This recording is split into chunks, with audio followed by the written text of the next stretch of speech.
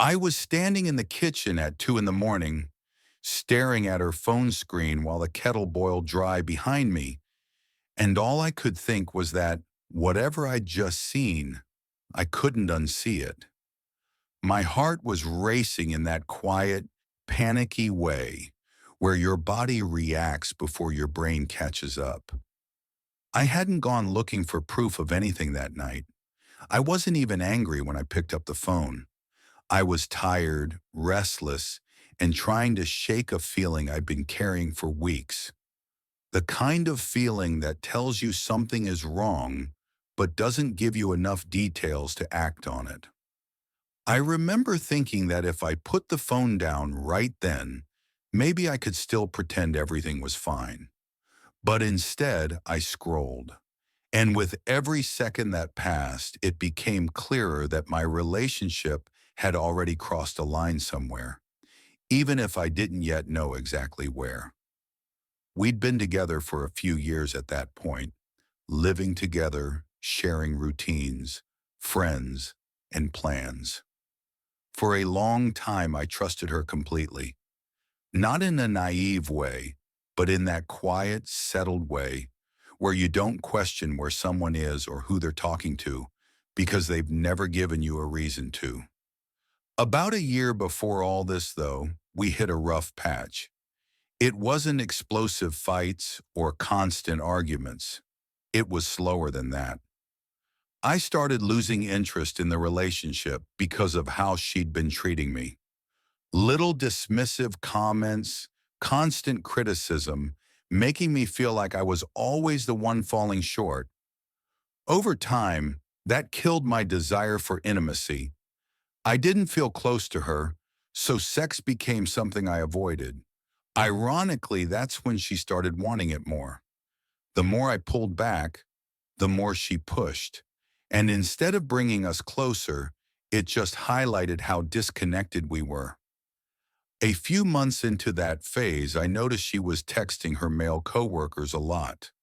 Not just during work hours, but at night, on weekends, even when we were sitting on the couch together. She'd smile at her phone, type quickly, then lock the screen when I looked over. At first, I told myself I was being paranoid. I didn't want to be that guy who starts an argument over nothing, but it kept happening. Eventually, it bothered me enough that I asked her about it. I told her I didn't understand why she needed to constantly message coworkers outside of work, especially knowing she wouldn't be okay with it if I were doing the same thing. She pushed back at first, said she was just being friendly, that I was overreacting. It took more back and forth than it should have, but eventually she agreed that she'd crossed a boundary and promised to stop. Around that same time, we had a bigger conversation about where we were as a couple. I laid everything out. I told her I didn't like how she'd been treating me, how disconnected I felt, and how that was affecting my effort in the relationship. To her credit, she listened. She apologized. Things genuinely improved after that. She was more attentive, kinder, and for a while it felt like we'd worked through the rough patch. We were laughing again, spending time together, and I let myself believe we'd turned a corner. That's why it caught me off guard when, a couple of weeks later, I noticed she was still messaging those same coworkers. The frequency wasn't as intense, but it was there. I felt annoyed, but instead of bringing it up again and risking another argument, I did something I'd never done before. I found her old phone. It was tucked away in a drawer, still working, still logged into her accounts. I told myself I'd just check quickly and put it back.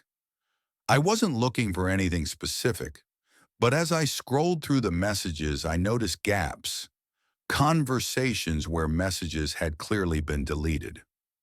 One stood out in particular. A guy from her work had asked her if she wanted to catch up for a drink. There was no reply. I tried to convince myself that meant nothing had happened. People delete messages for all sorts of reasons, right? I pushed the unease down and tried to forget about it. For a couple of months, I managed to do just that. Then a friend told me his partner of 10 years had cheated on him, completely blindsided. Listening to him describe how normal everything seemed right up until it wasn't cracked, something open in me. All the little things I'd ignored started resurfacing. That unease came back stronger, and this time I couldn't brush it off. I went back to her old phone and started digging properly.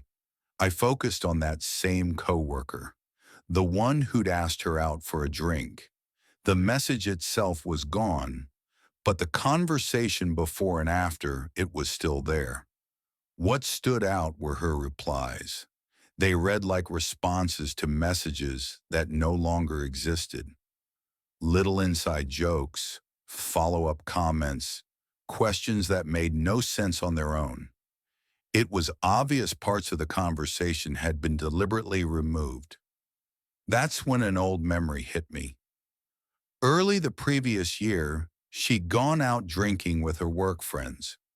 I didn't think much of it at the time. Later that night, I found out they'd all gone back to one guy's house, a mix of men and women. She didn't come home until around 6 in the morning. When she did, she was wearing his clothes. She told me she'd gotten sick on her dress and borrowed something to wear home. I remember feeling uncomfortable, but I didn't push it. The following weekend, she went back to that same guy's house again for casual drinks with some of the same people. At the time, I trusted her enough to let it go. Now, with those deleted messages in front of me, it didn't feel so harmless.